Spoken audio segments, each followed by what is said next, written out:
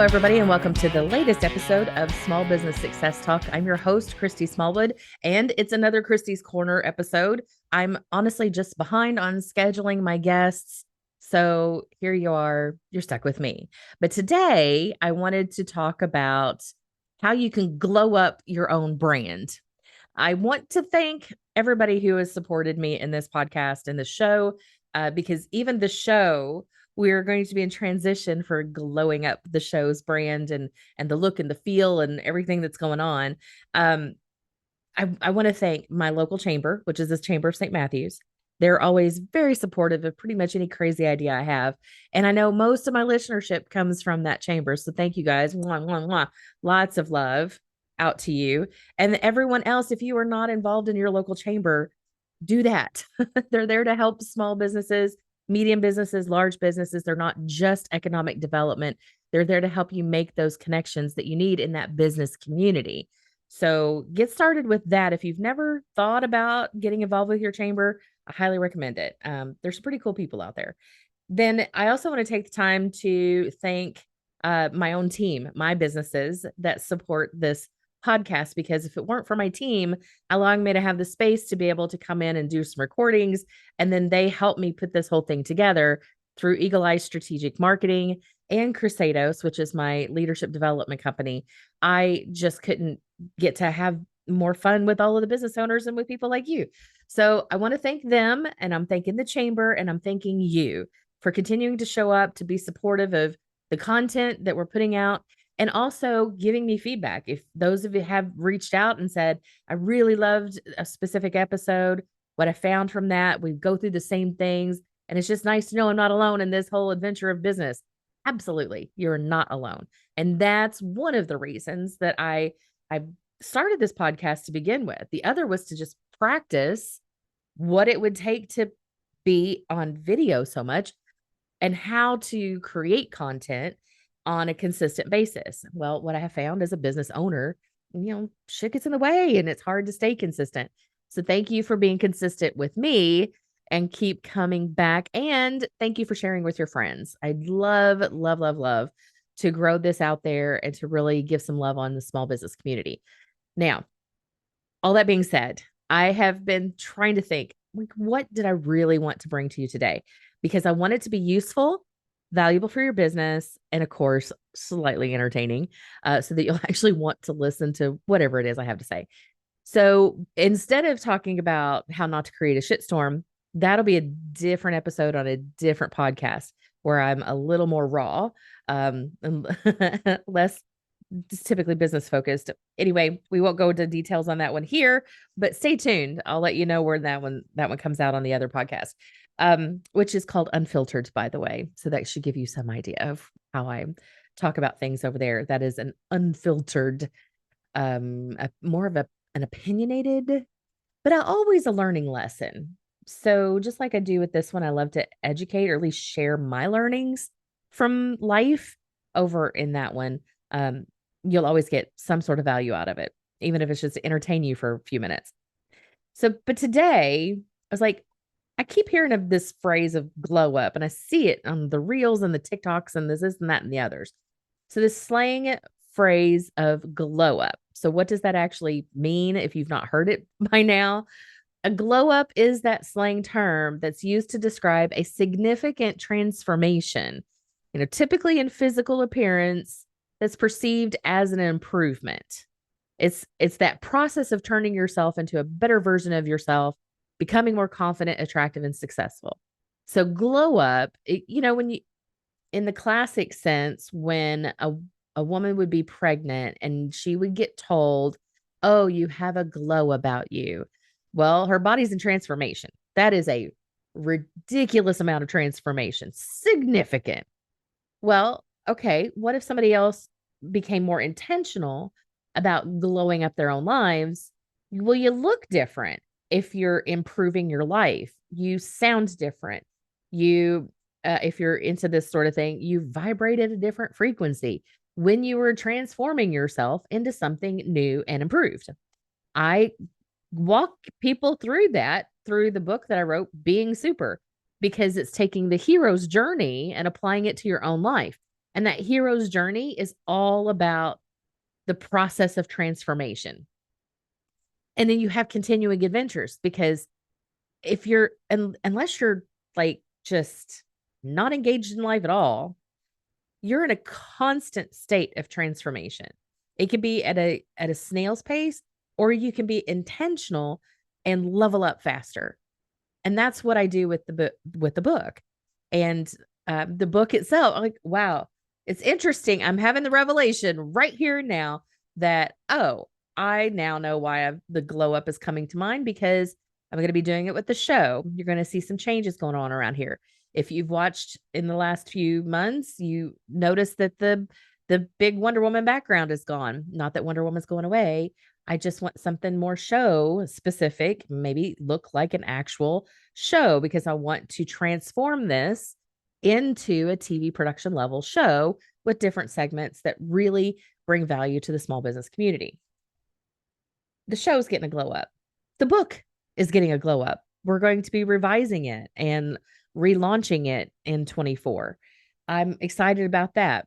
I am working on getting a glow up for my own body, working at the cellular level, because, I am a woman and I do have hormones, and those hormones and I do not get along, and it shows up. My body creates its own force field right along my stomach area. So it doesn't matter how little I eat and how much I work out, it's still there. And so my glow up that process has to be different. So let's talk about this in business terms. Have you looked around and said, oh, things look a little stale around here? Or maybe a glow up of your brand, of your business, would actually attract more people. And how could that possibly be? Well, if your intention is to become more improved and attractive, that's the whole point of being attractive. You're trying to attract more people into your sphere. So by doing that, what makes you attractive? There's two paths to go down. One, the personal branding side, and then there is the business organization brand. So you have the entity that has its brand, and then you have your brand. And I'm a great example of that. I have, multiple businesses. I have a lot of things going on. I love having a lot of things going on too. Don't get me wrong. I totally buy into focus on one thing. You can go further faster, but that bores the hell out of me. Therefore, I have plenty of things that keep my mind occupied very well. And I'm good at all the things that I do. If I'm not good at it, I won't do it. That's kind of my rule of thumb. But I have a personal brand, and that personal brand is very much associated with superhero stuff, Wonder Woman specifically. I know I can't actually legally use Wonder Woman as me, but I know that because I'm such a fan and I aspire to be like her in some characteristics. It'd be nice if my body would cooperate to be like that too, but it hasn't yet. Um, but her characteristics and how she lives life. So I'm like, I just adopted the look as well. I wear reds and blues mostly, and a little bit of, gold here and there, or silvers, metals. Winter is coming on, so I will wear boots more often. The summer, I wear my sandals because I just don't like to have stuff on my feet. Um, that's that is that goes way back. But that's my personal brand association is with Wonder Woman. I have over the years gotten a lot of things from people, whether it be little gifts that people see a Wonder Woman Pez dispenser or Wonder Woman keychains or anything Wonder Woman, and they will actually send it to me. I saw this, I thought of you. And they will take pictures of things that they see. Or when the movies came out, wow, that was thank you, Warner Brothers and DC, for advertising on my behalf, because people associated her with me so much that seeing the movie trailer or anything out there about Wonder Woman, I'm the one that comes to mind. That's how personal branding can be so powerful. That's just an example. You do not have to pick a character out there to associate with, a fictional character. You don't have to do that. But what are the characteristics in which are unmistakably yours? And do you have the physical look that matches up to the association of those characteristics? So let's say, for shits and giggles, that you're the person that they'll say, "Oh my gosh, her smile, his smile, her smile, whatever, lights up the room." So your smile now becomes your signature thing. You want to make sure you smile all the time because people are attracted to that. I get compliments on my eyes a lot. And for me, I'm like, I'm so grateful I can still see out of them. That is such an amazing gift. But I do understand, well used, these little buggers are extremely powerful because they are so I mean, the word has been used, stunning. I hate to say that by myself, but they're just very impactful. I call them my precious moment eyeballs or Disney princess eyeballs because the more intense I get, like I can open these things up and they're big eyeballs. I get it. They're powerful. They bring a lot of energy. I've known people who have one lovely lady in my network. She would wear a beautiful brooch all the time, and it would be different brooches, but that was her thing. She would wear a brooch on her business jacket. And anytime I saw brooches out there, I was like, "Oh, man, I wonder if she would like that kind. Would she wear that kind?" And then I would just like, "Oh my gosh." Every time I saw that, I would think of Gretchen. It was just personal branding. That's how powerful it can be. When you see this happen to you on an individual basis, then you can kind of understand, oh, my business needs that. My business needs to stand on its own as an associated brand. So when you're looking out in the marketplace, what are what are some brands that immediately stick out to you? And and you immediately thought of five at one time. When I go ba-da-ba-ba-bum, you know exactly who that is.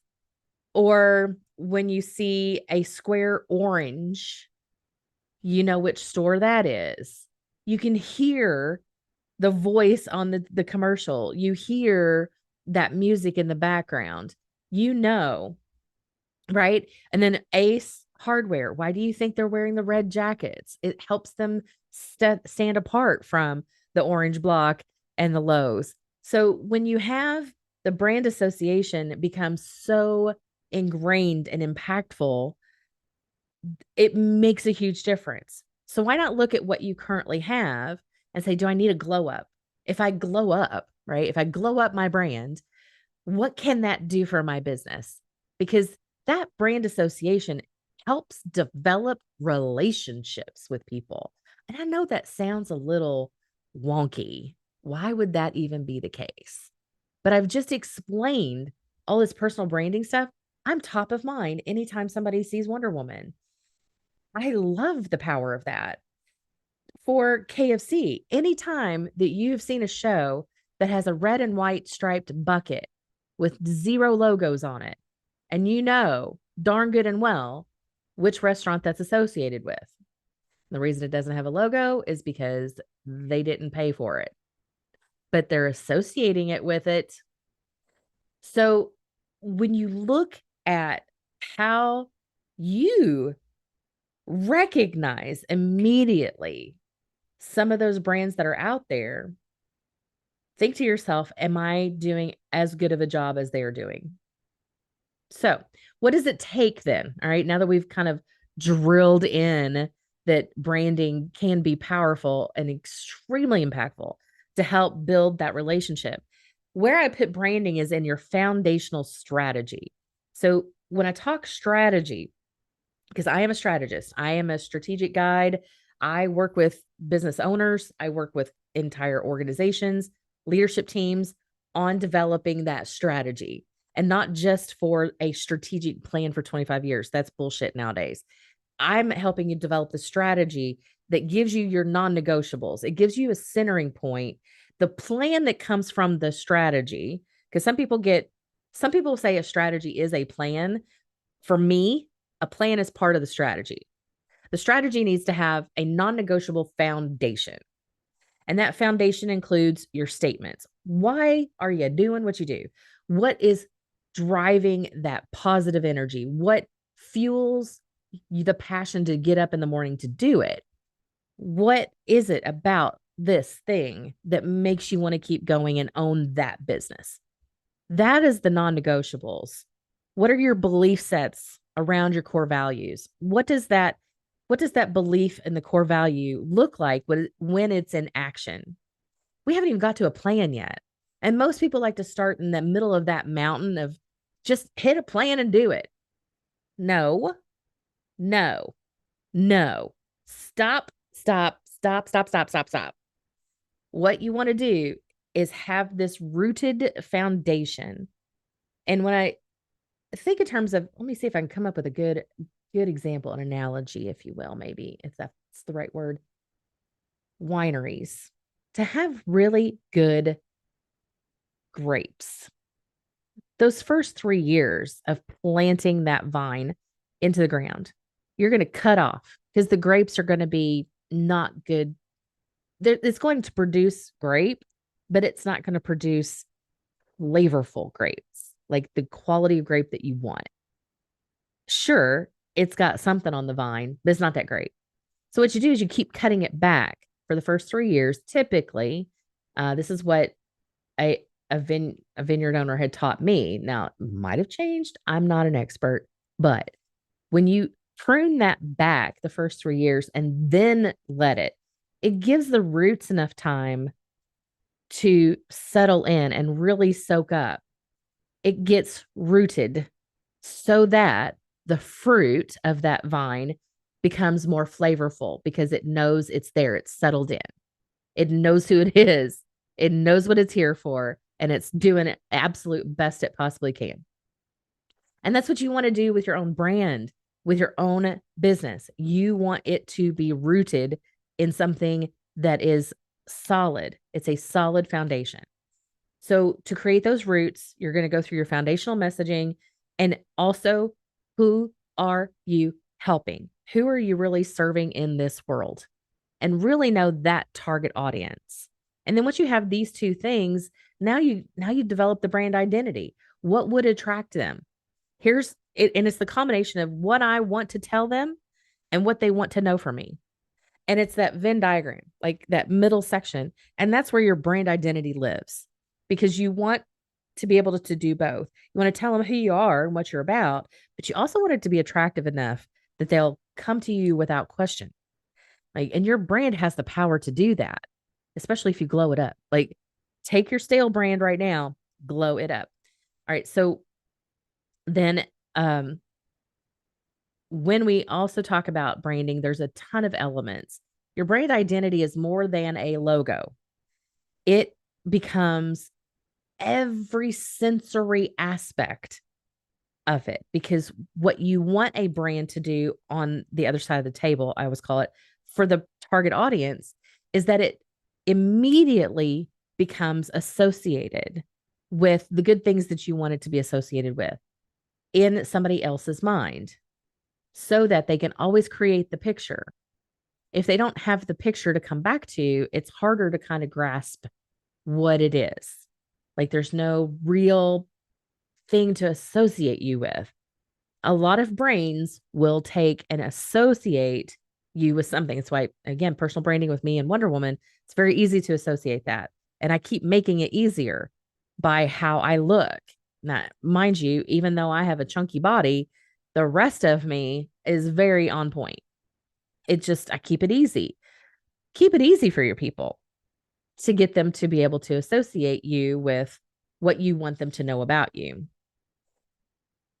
How do you get it to be simple and effective? Well, that's why I talk about the core values and the strengths, but you're also looking at the promise and the value proposition. I'm sure you've heard of the value proposition. And what that is, it's going to be in this zone of what you do best and what the customers really want. Now, if you've ever read a book, and I'm looking at my bookshelf right now because I think I have it borrowed out. I do. I'll let somebody borrow it. Raving Fans. Highly recommend that book because this is exactly what you're trying to do with that. You want to be able to understand what it is they want from you and what we do best, and we're going to match that up. That is the follow through of your brand promise, because you want to be so unique to them and valuable that they would not ever go anywhere else. Because, for me, part of my branding stuff is I don't have it pronounced out there, but darn good and well, you're not going to get bullshit around here. You're going to get the truth. Truth is one of my top 3 values for both of my businesses and me personally. That one is a non-negotiable. I don't have time to bullshit around the rest of it. I just don't have time for that. Yeah. So then how are you positioning yourself within the marketplace? Your brand actually helps you do that as well. You define your positioning. Are you going to go price and quality? Are you create a matrix of the things how you want to position, and where do your competitors lie? Is there a gap that you could be filling in the marketplace? Well, feeling maybe all one word in the marketplace. You want to make sure you hit that gap for people to find you and be attracted for those people. So when you look at a matrix, for example, of let's say quality and price, and then you put fast food on there's a lot of logos that end up going on this matrix of high price, low quality. Pretty much a lot of them. Any fast food nowadays is a much higher price point than it used to be, and the quality is not matched up with it. So even over time, what do you do about your brand? You revisit the information that is relevant to today. So this is why a strategic plan for 25 years is not helpful in most cases, not for business. Maybe if you're planning to build a whole city from scratch, 25 years is important. However, you're not. Your business and the way technology happens, the way people have to behave in the world today changes faster than we ever thought it could. And change has been really hard to keep up with on a daily basis. And that's a whole different conversation about how to manage yourself in the midst of change. But when you're looking at these brand matrices, you're looking at what are the 2 points that you want to be able to position yourself on that matrix. Like I said, fast food, quality and price, you're going to get low quality, high price on a lot of those areas nowadays. I still have White Castle over on the other side of, uh, low quality, low price. White Castle still kind of fits the bill. But even with them, they've gotten more expensive. Same with Taco Bell. Just had this conversation the other day about price points. Taco Bell used to be the place you could go for cheap, cheap, cheap, just because you needed something in your stomach. That's not the case anymore. So again, we have to make these changes. Looking at your brand, will a glow up help in those situations? Quite possibly. Quite possibly. And understanding too that your people who are making these decisions are emotional buyers. We humans do not buy from logic. We use logic to come up with the reason we want it. And we want it because we've made an emotional connection with that thing, whatever it may be. And let's just say, even in the basics, we are in the US of A, okay? We are a first world country with first world country problems, which is ridiculous in the grand scheme of things when we're talking about toilet paper. Because it's a necessity, sure. Most of us would say it's a necessity. And that's a whole nother weird conversation too. Most of us would say it's a necessity, but the kind of toilet paper we use, the brand in which we buy, that's a want. So we might need toilet paper, but we want Charmin Ultra or whatever it is. Like I buy the off brand, but I still get the nicer off brand because I like nice things. Look, y'all, I'm gonna let you in on it. I have champagne taste, but I have a beer budget. So I buy off brands because I've been in marketing for 30 something years and I kind of get that it's kind of the same, but I don't have to tell everybody. Same thing goes for your equipment that you use. When even in the dental industry or eye doctors, the equipment that you choose for your practices, you might need the thing. You might need the thing. But how are you going to choose between all of the options of the things? Are you going on price alone? You're going because you like the look of that bottle first. Oh, this one looks like they know what they're doing. Uh-huh. Looks matter. Look, I hate to tell y'all, but looks do matter in being attractive to make that decision up front. So being top of mind, looks do matter. And I will also say the fun side of branding, so developing your brand identity and that kind of stuff is playing around with and understanding color psychology is one of my favorite things because different colors will incite different emotions, different feelings, create different kinds of energy levels, wavelengths, all that kind of stuff. When you get into the like wavelengths of life, that's a whole nother conversation too. I need a science person for that because I love it. It's fascinating, but I don't know enough. I know barely enough to be dangerous. So anyway, but the color psychology, when you look at brands and you're like, why did they pick that color? Now you're asking better questions about branding. So if you'll notice, most financial services, insurance, banks, yeah, financial planners will lean in on using the color blue. The color blue indicates trust. When you see the color blue, you tend to trust that. And red is excitement.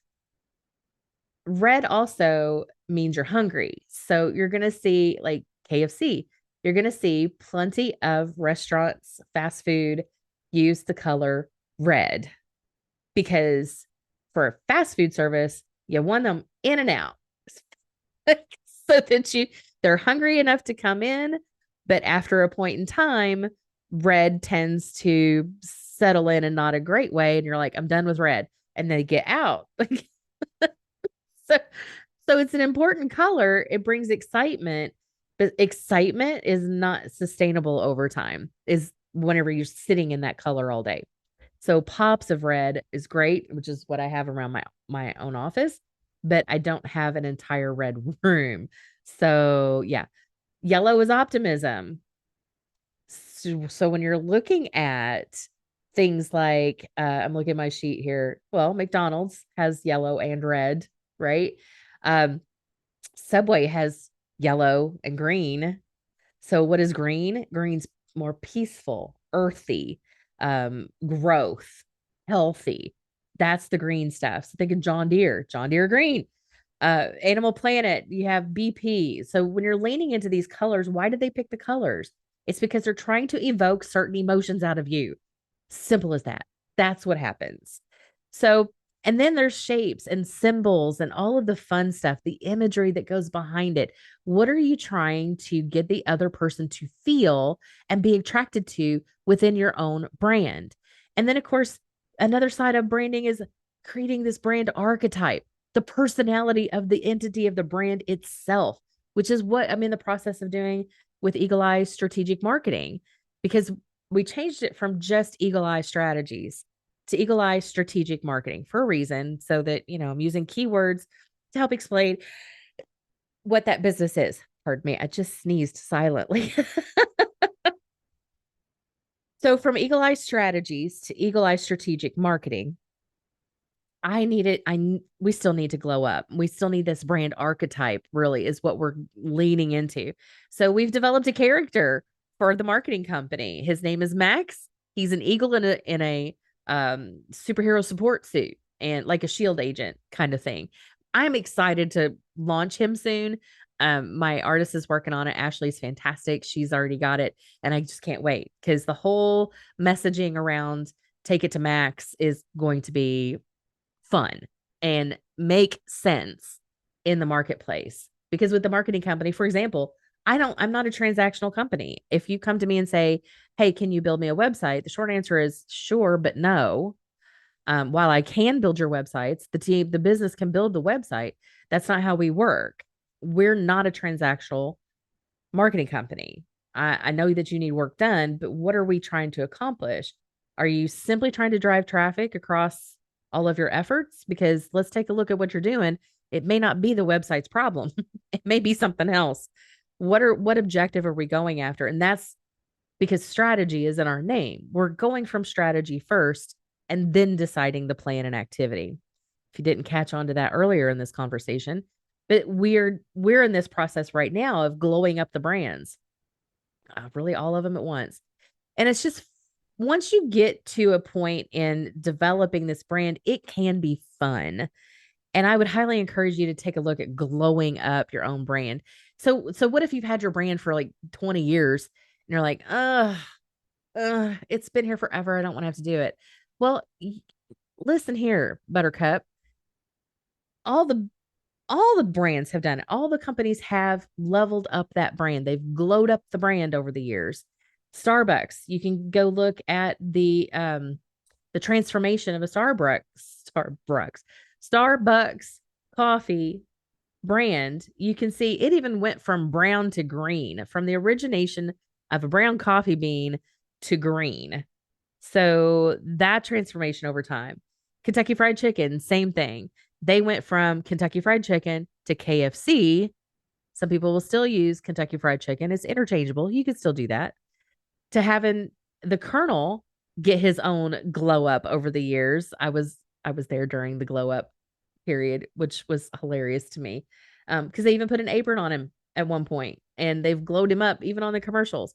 So a mature brand has taken the time to glow themselves up to be more attractive to the next generation, to a new market, something. And so don't be afraid to do that for yourself. Get some help. There are plenty of agencies out there that specifically focus on glowing up your brand. You need some recommendations for that, or you want to have more conversation, by all means, connect with me. I'm happy to help guide you in the direction that is best fit for you. That's one of the things that we do around here with Small Business Success Talk is we love to be that resource to other connection for you so that you can find new resources out there to help build and grow your business and attract more clients.